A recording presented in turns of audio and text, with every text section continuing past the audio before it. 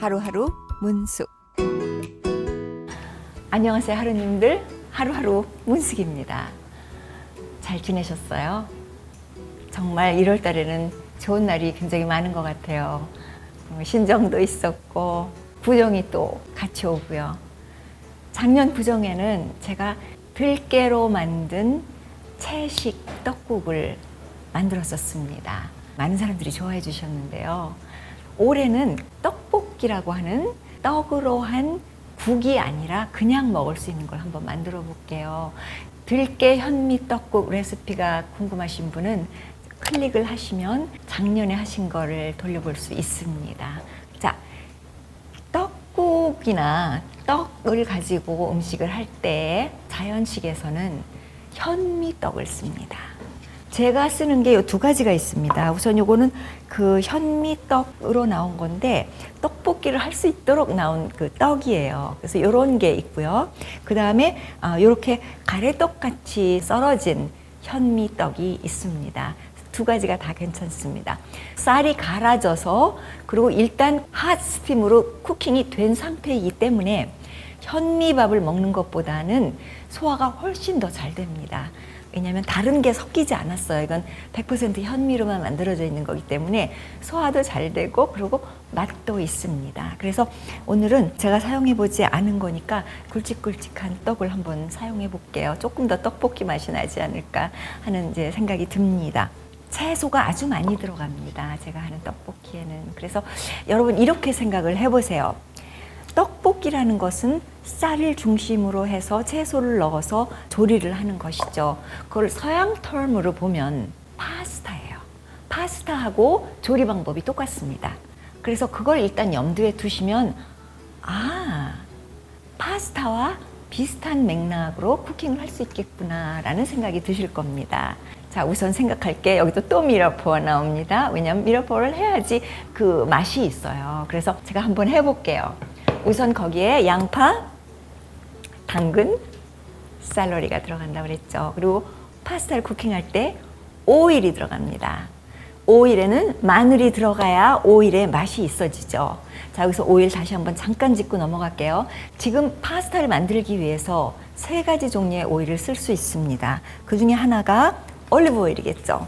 전형적인 파스타를 만들 때 올리브 오일을 씁니다. 근데 이거는 파스타 치고는 조금 오랫동안 쿠킹을 해야 돼요. 왜냐하면 파스타 사이즈가 크고 굵죠. 그래서 조금 오랫동안 한다. 그래서 자연식으로 따지자면 자, 계산을 하는 겁니다. 그러면 산화가 제일 작게 되는 오일로 써야 됩니다. 그게 무엇이냐 하면 식물성 포화지방산인 코코넛 오일로 쿠킹을 하면 오랫동안 약간 강한 불에다가 쿠킹을 해도 아무런 문제가 없습니다. 그러나 엑스트라 버진 올리브 오일을 쓰면 바로 쿠킹을 해서 드셔야 됩니다. 그런데 이건 떡볶이니까 그래도 동양의 맛이 좀 나야지 맛이 있습니다. 그래서 참기름 가져왔는데요. 참기름은 조금 낮은 불에서 축출한 참기름을 쓰시는데 참기름으로 쿠킹을 하면 기름이 산화가 된다라고 말씀을 드렸고 오메가6라고 말씀을 드렸죠. 그래서 참기름은 나중에 그 냄새만 풍기기 위해서 쿠킹이 다 끝난 다음에 위에다 살짝 뿌려주시면 됩니다. 그러면 참기름 냄새가 솔솔 나죠. 자, 그래서 오늘은 코코넛 오일로 시작을 해보겠습니다. 불을 켜고요.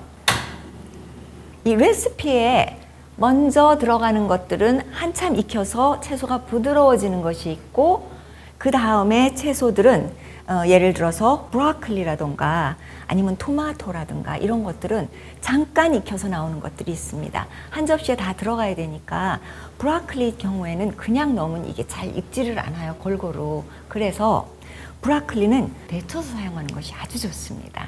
그래서 제가 한번 뜨거운 물에다 잠깐 넣었다가 꺼내는 식으로 데쳐 볼게요. 우선 이 플로렛이라고 하죠. 이 꽃 하나하나를 따서 자, 이렇게 우선 준비를 해주시고요. 잠깐 뜨거운 물에 넣어서 한번 데쳐 볼게요.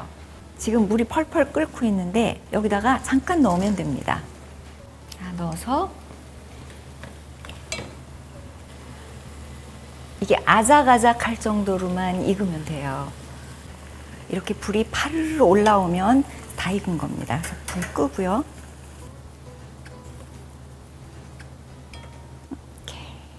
자, 이렇게 해서 놔두시면 되고요. 자, 여기서 이제 불을 켜겠습니다.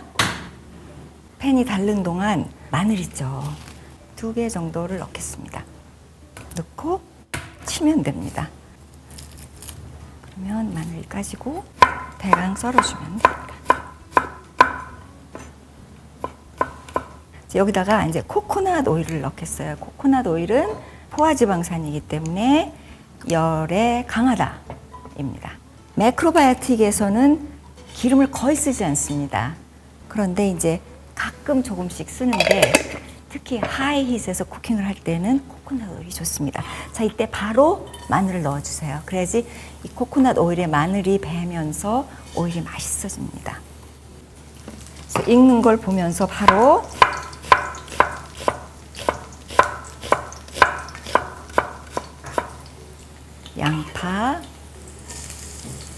양파를 좀 넉넉히 넣죠.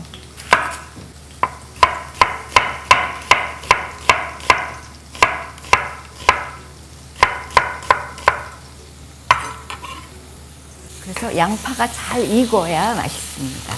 그래서 우선 양파를 투명할 때까지 옅은 불에다 서서히 익혀주세요. 그게 맛을 결정합니다. 그러면 이제 채소를 썰어놓지.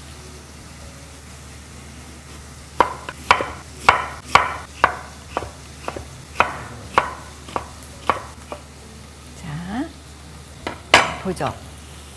자, 요렇게 양파가 잘 익어가고 있죠. 양파가 아주 잘 익도록 서서히 익혀주세요.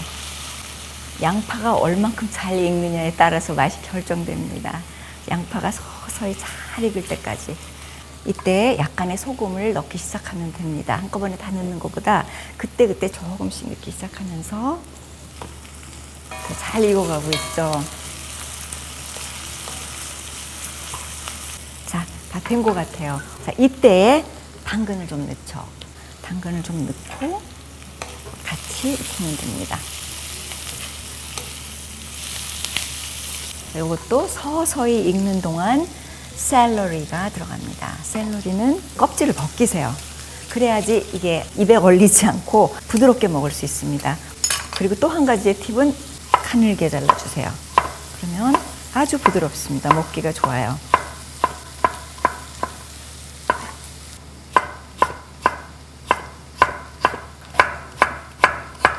자, 이렇게 해서 넣습니다. 자, 같이 또 익히면 되겠죠. 익는 동안 조금 더 달아지게 소금을 조금씩 넣어가면서 됐습니다. 그 다음에 여기다가 zucchini 호박이 조금 들어갑니다. zucchini 호박이 들어가면 아주 그 부드럽고 맛이 있어요. 그래서 zucchini 호박을 좀 넣고요. 채소를 듬뿍 넣으세요. 그래서 떡을 조금 덜 먹을 수 있도록, 떡만 먹는 것보다는 채소를 더 먹을 수 있도록 해주는 겁니다. 그래서 이것도 썰고요.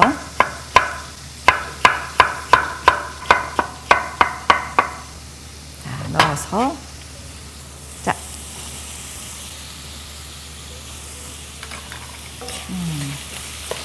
같이 붓고 이때 약간 이제 국물을 조금 부어주셔도 돼요. 물을 부으셔도 되는데 저는 국물을 내놓은 게 있어서 국물을 조금 넣을게요.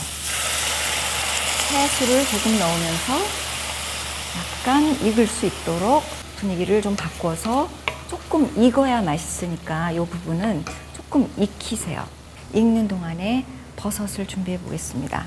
제가 저번에 말씀드린 것처럼 매크로바이오틱에서는 버섯을 많이 쓰지 않습니다. 그 이유를 저번에 제가 말씀을 드렸죠.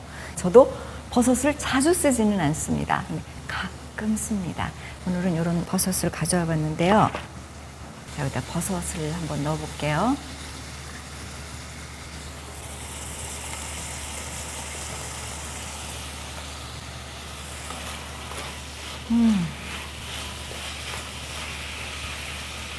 자, 이렇게 해서 버섯까지 들어갔습니다. 버섯은 될 수 있으면 끓이는 음식에다 넣는 것이 좋습니다. 그래서 이제 버섯을 넣어서 익히고요. 그 다음에 이쯤 해서 떡을 넣을게요. 떡이 조금 요건 딱딱해서 지금 이걸 제가 물에다 불려서 씻어놨는데 지금 넣을게요. 부드러워지도록 바로 넣을게요.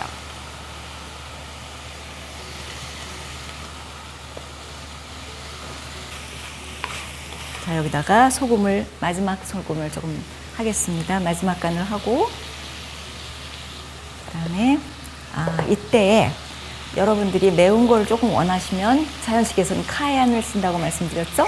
카얀을 조금 넣겠습니다. 그래서 지금 떡이 이렇게 잘 익어가고 있어요. 근데 이때에 채소를 조금씩 넣어서 물의 양을 맞춰주는 게 중요합니다. 아니면 이게 너무 뻑뻑해지거나 탈 수가 있으니까 채소를 조금씩 넣어가면서 이렇게 익혀주는 것이 중요합니다. 자, 여기다가 마지막에 파를 좀 썰어 놓으면 맛있겠죠? 그 다음에 조그만 토마토를 넣어 볼게요. 조그만 토마토로 색깔이 확 살게. 그 다음에 파를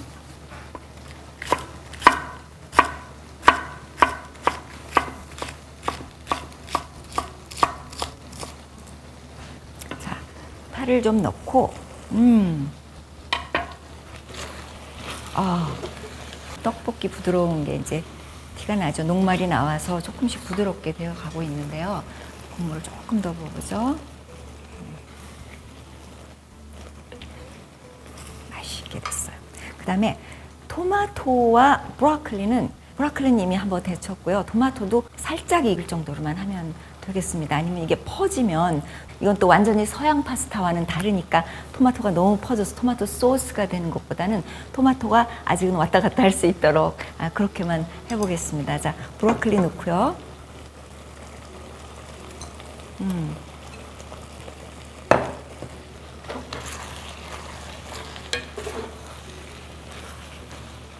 다음에 토마토를 넣어서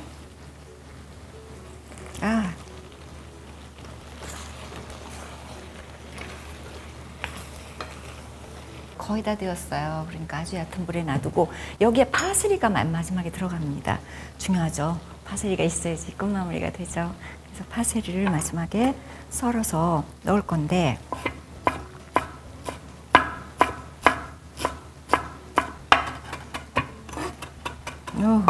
파슬리가 향이 아주 좋아요. 그래서 파슬리는 아무 음식에다 넣어도 맛이 좋고 우리 몸에 디톡스 효과가 있다라고 아주 강하다라고 말씀을 드렸습니다. 그래서 파슬리는 좀 넉넉히 쓰는 걸로 하시면 되겠습니다. 자, 해서 여기서 이제 후추를 넣고요. 그 다음에 여기다가 약간의 간장과 약간의 참기름을 넣으시면 이게 완전히 동양식으로 변신을 합니다. 한번 약간의 간장을 넣어볼게요. 조금만 넣어도 돼요. 마지막에 불을 끄고 참기름을 조금 넣어서 통깨를 좀 넣고 자, 이렇게 해서 정말 영양가가 높고요. 그 다음에 채소가 듬뿍 들어있고요. 그럼에도 떡볶이가 맞습니다. 그래서 떡볶이를 이렇게 한번 해놓으면 온 가족이 다 먹을 수도 있고 또 간식으로도 좋고 이거 하나만 가지고도 끼니가 됩니다. 그래서 담아놓으면 이제 어떻게 되나 한번 보죠. 이렇게 해서 떡볶이가 되었습니다. 여기다가 파세리를 더 뿌리고 그 다음에 통깨를 조금 더 뿌려서 떡볶이가 완성이 되었습니다. 여러분 어떠세요? 떡볶이를 꼭 맵고 짜고 그 다음에 그 몸에 좋지 않은 것들만 섞어서 먹는 것보다는 그래도 집에서 먹을 때에는 아주 영양가 높고 그리고 정말 맛있어요. 이렇게 해 먹으면. 그래서 여러분들도 아마 집에서 한번 해보시면 아마 깜짝 놀라실 거예요. 쌀에는 꼭꼭 씹으면 어떻게 됩니까? 결국 그게 당으로 변하죠. 그래서 단 거를 더 첨가하지 않으셔도 됩니다. 그래서 이렇게 해서 오늘 떡볶이 만들어 봤습니다. 여러분 화목한 새해 맞이하시고요. 1년 내내 저희 또한 여러분의 건강을 위하여 그리고 여러분의 행복을 위하여 열심히 노력하겠습니다. 여러분 감사합니다. 하루하루 문숙입니다.